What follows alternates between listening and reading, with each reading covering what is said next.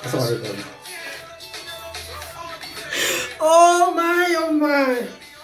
Ah,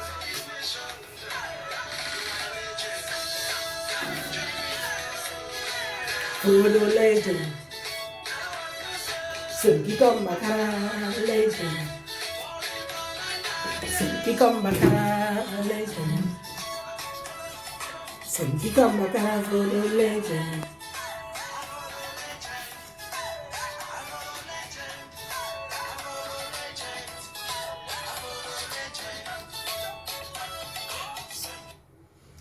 Hello, good afternoon, and welcome to my Saturday musings.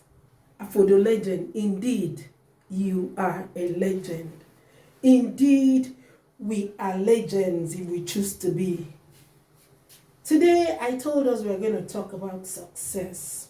What do we understand by the word success? Who is successful? What are the keys to becoming successful? And what are the characteristics of a successful person? I guess you'll be looking at someone high up there, perhaps Bill Gates, perhaps Donald Trump, perhaps Aliko Dangote, perhaps Wike, Governor Yesom Wike, and so other big names. Perhaps you'll be looking at your senator as your governor and all those people as being successful. Today, I wanted us to take a trip along the streets of town. I wanted us to take a trip into a market. I wanted us to take a trip into the street. As I was thinking about this, one profound thing came into my head. A few weeks ago, I had to get to do an assignment. I had no means of traveling. I couldn't get an Uber. I needed to take a keke to get to where I was going. I called up a keke driver, picked the keke, and I got to a junction. That junction, I saw bikes, an array of motorbikes, a lot of bicycles. And one thought came into my mind. My father once had a motorcycle. And I thought about it, as I said that to myself, so many things came into my mind. My father once had a motorcycle. There was a time in the 70s when having a motorcycle, having a bicycle was an achievement, a very big achievement. And there were also people who had cars, people who had trailers, people who had so much money and they were at the top of the town then, that they were so rich and they had these things. But you know what occupied the poor ones? The ones who had motorcycles, the ones who had cars, bicycles, and the ones who trekked. All what occupied their minds was their kids in school, training their kids and making sure they became successful in life. All what others had made no sense. And at the end of the day, their measure of success then was their ability to train their children through schools, through secondary schools, and then through the universities. They were so excited when their children were out of school, and they were so accomplished and termed themselves successful that they were able to send their children to school. I remember once my father then, in early 90s, had an issue with a landlord. And you know what my landlord told my father? That my father would say he doesn't have money, and yet he was sending his children to the university. And what was sending his children to the university? It was a very big deal. Now we are talking today about success. What is your yardstick of success? What is your measurement of a successful person? First and foremost, what is success? Success is your ability to complete a set objective, a set target.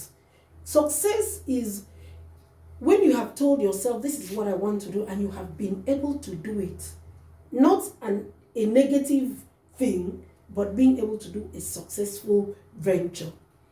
Now, I said we're going to go through the streets, through the markets to see successful people.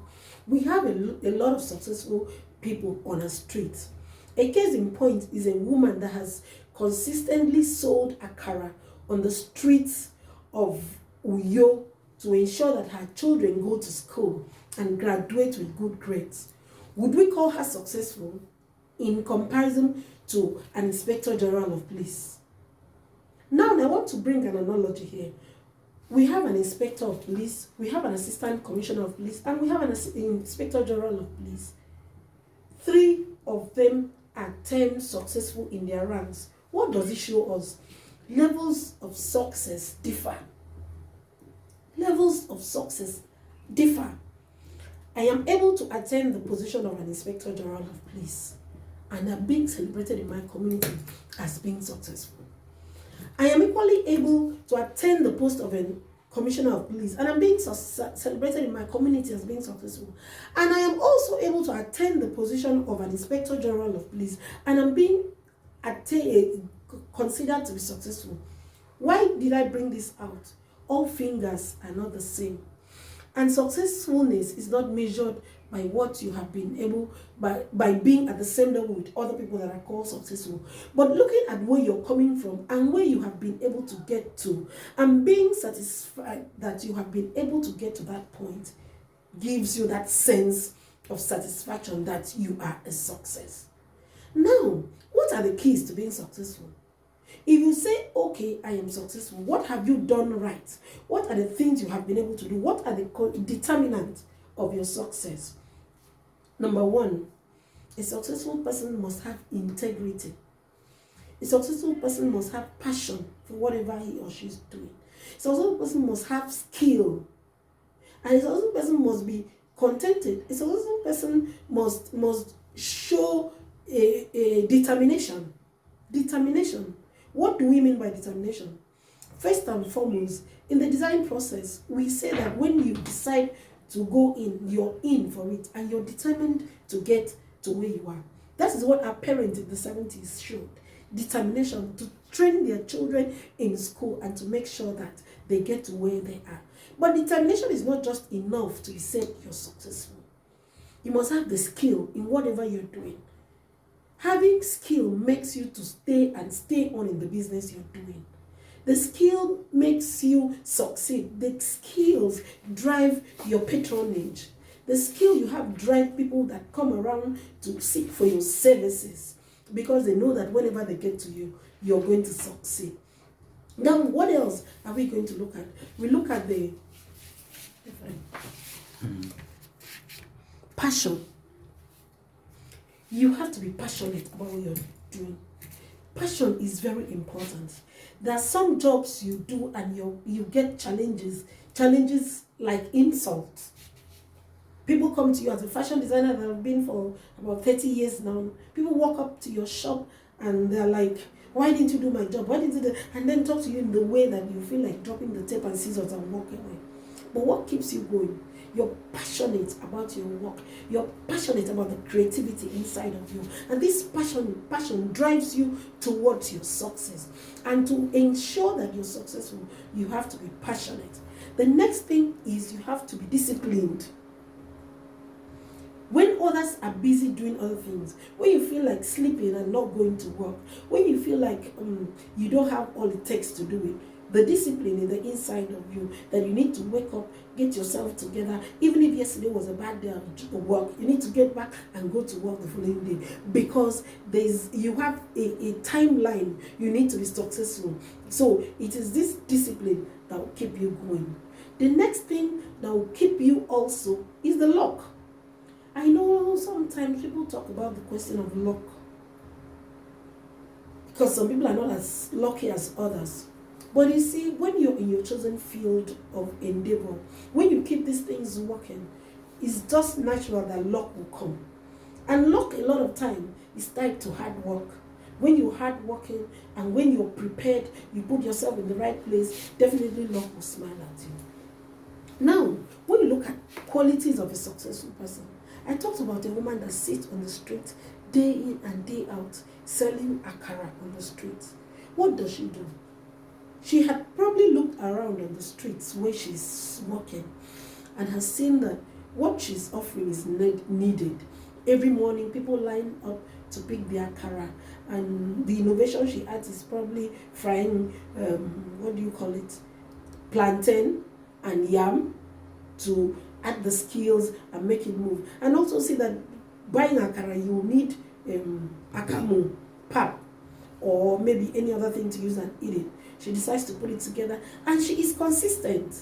Every morning, no matter how sick she is, no matter how weak she's tired from the previous day's market, or we can also look at someone that rolls a mama put or whatever that needs to roll the truck on the street to sell. Despite how tired she is at the end of the sales of that day, she'll need to get to the market to pick supply for the following day's sales.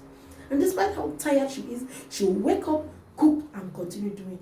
She's doing it because she knows she has something to gain at the end of the day. Now, you are telling yourself that you need to get to the top. Do you have a plan?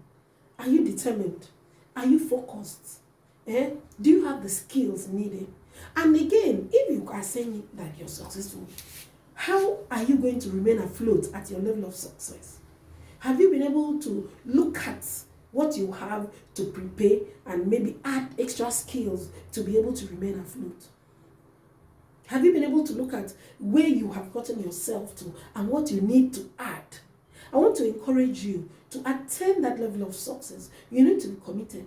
No shortcuts. No shortcuts. Integrity matters. Integrity matters. How do we talk about integrity? Because you need referrals to continue. If you do not get referrals because you're trying to do shortcuts, you will definitely die. Your business will die. So I want to encourage us that in as much as we claim we need and we aspire to be successful, success is in different levels, is in different grades, and can be celebrated based on where you're coming from. And then that you're not at the same level of success as the other person does not mean that you're not successful.